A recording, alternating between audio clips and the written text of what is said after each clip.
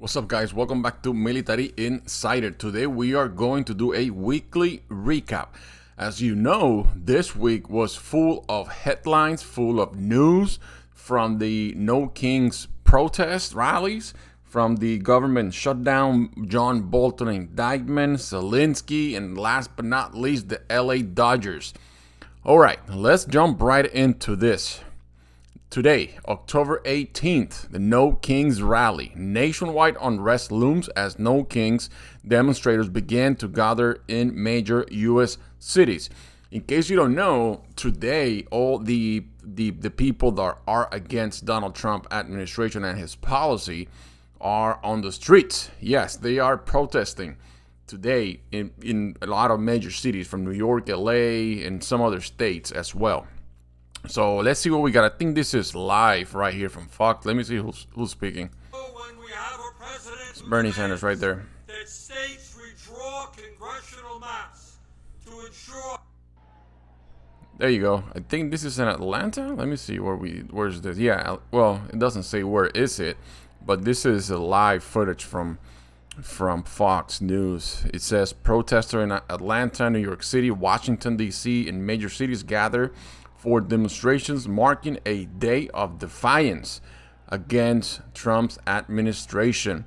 Millions of people are expected. Hold on. Where we at? There you go.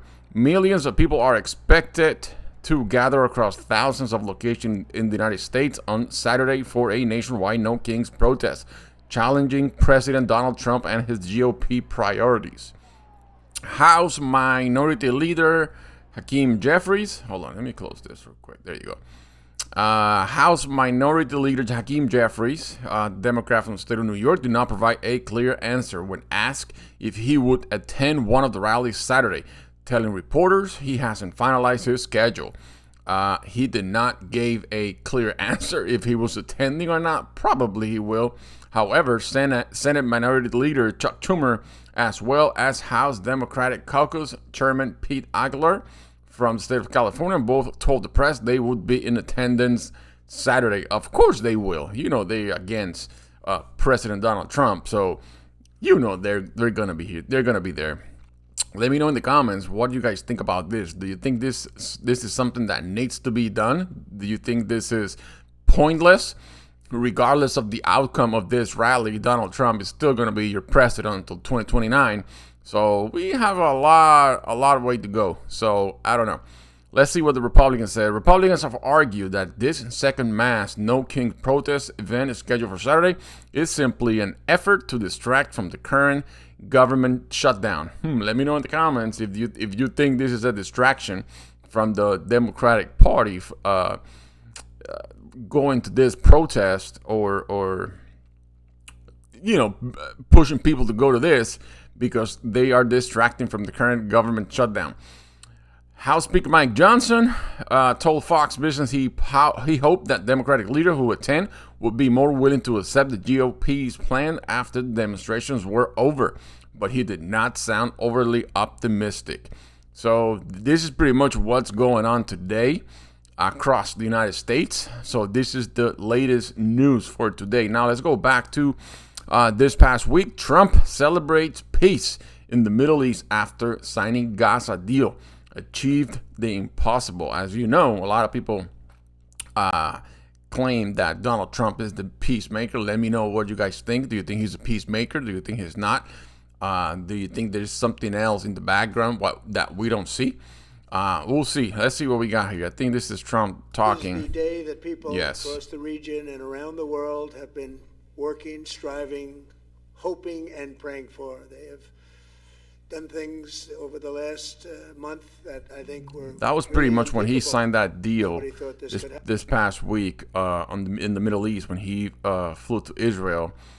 President Donald Trump celebrated peace in the Middle East after he signed the historic peace agreement that ended 2 years of fighting in Gaza. At long last, we have peace in the Middle East. And it's a very simple expression, peace in the Middle East, Trump said during remarks at Sharm el-Sheikh, Egypt, flanked by dozens of world leaders. We've heard it for many years, but nobody thought it could ever get there. And now we're there. I mean, technically he's right. We have peace in the Middle East for now. Israel and Hamas agree to a peace deal. They already start releasing hostages, which is a good thing. They're back home, and I think it's a good thing that those hostages were released and they have finally a ceasefire. All right, let's see what else we got this week. We have John Bolton pleads not guilty to charges of sharing classified information. If you don't remember, John Bolton was the national security advisor for Donald Trump on his first term back in 2016. But John Bolton was fired after a year, and then technically he ended up flipping. And then he wrote a book accusing Donald Trump of mishandling classified information. And then they indict Donald Trump, and John Bolton was part of that as well in the background. But guess what? Now he was the one that got indicted and accused, allegedly, for sharing and mishandling classified information. This is when he arrived, when he turned himself in. Ambassador Bolton, do you have any comments, sir? We read your statement last night. Any comments? Obviously, no comments, but he ended up pleading not guilty. John Bolton arrives at federal courthouse to turn himself in. Let's see what else we got. Former White House National Security Advisor John Bolton pleaded not guilty Friday to all 18 counts related to the improper handling of classified materials after surrendering to federal authorities in Maryland. U.S. Magistrate Judge Timothy Sullivan explained the charges to Bolton and asked if he understood them and the potential penalty of up to 10 years per count and a maximum fine of $250,000 per count. I do, Your Honor. That was his answer. Bolton said during his arraignment at the federal courthouse in Greenville, Maryland. He was indicted on 8 counts of transmission of national defense information and 10 counts of retention of national defense information. Pretty much basically the same charges he was accusing Donald Trump of all over social media. He went on a TV show, couple TV shows, accusing Donald Trump for the same thing. All right, moving on. Government shutdown, day 18th today. Mike Johnson Shorter's house, again in bid to keep the shutdown heat on Schumer. What is going on? That house has not been in session since September 19th. Today is October 18th, and the government have been closed for 18 days.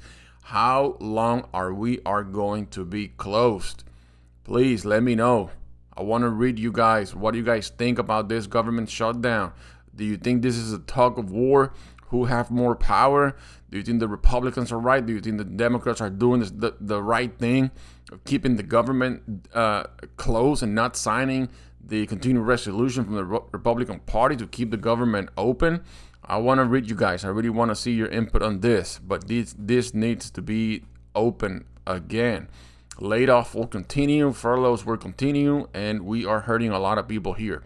Speaker Mike Johnson has once again instructed House lawmakers to remain in their home districts next week, keeping attention and heat in Washington and Senate Minority Leader Chuck Schumer from New York for over a month. A clerk in the House of Representatives announced on Friday that Johnson is designating October 18th through October 23rd as the district work period, meaning no votes or House hearings are expected to be held for that time. They're closer. I don't know what they're doing, man. I mean, clearly Mike Johnson sent them home, so they're not been in session since September 19, and a lot of federal workers are not getting paid, and a lot of them will get laid off.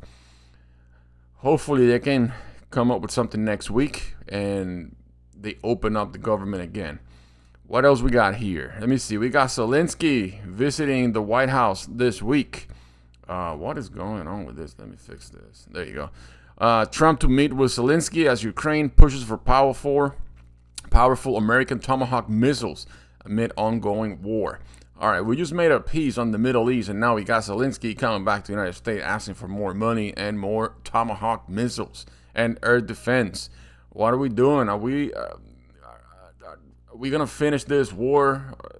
We need to put an end to this nonsense. Zelensky meeting comes one day after Trump held phone call with Russian President Vladimir Putin. Oh my goodness. Let's see what we got. President Donald Trump and Ukrainian President Volodymyr Zelenskyy are set to meet at the White House on Friday to discuss big-ticket defensive items and strategies to better counter Russia's war. This was yesterday. The meeting, announced earlier this week, comes just one day after Trump held a phone call with Russian President Vladimir Putin. Zelenskyy has made clear his chief aim is to secure better defenses for Ukraine amid Russia's constant aerial bombardments of civilian targets like cities, energy infrastructure, and hospital. And his big-ticket item is the American Tomahawk missiles. So we are in the middle of a government shutdown. We just made peace in the Middle East, and now we got Zelenskyy coming back to the United States asking for money and for more missiles to continue this nonsense war. When are we going to end this nonsense conflict between Russia and Ukraine? Why the United States are the middlemen here? Why we have to get involved? Why we have to send money to these countries? I don't understand. Let me know in the comments. I want to read you guys as well. What do you guys think about this conflict? Do you think it's time for them to come into an agreement or make a peace deal? I think it's time. I think we have had enough, and I think it's time to move on. All right, last but not least, we got Shohei Ohtani make MLB history to send Dodgers back to the World Series. In case you don't know, I don't know if you follow baseball or not, but this is a big deal. Shohei Ohtani pitched 6 innings yesterday, struck out 10 batters, and he also connected 3 homers to send the LA Dodgers back to the World Series. Let's go, LA. Let's go. That was a history in the making, man. This guy is so young, and he's already making history. I'm so happy for him. I'm so happy for the Dodgers. I think they are the team to beat in the World Series. So we'll see. We'll see what comes next. So that was pretty much the weekly recap for this week. Hope you guys like it. Make sure you hit that like, hit that subscribe button. It really helped the channel out. Thank you so much for your support, and we'll see you on next week. Take care.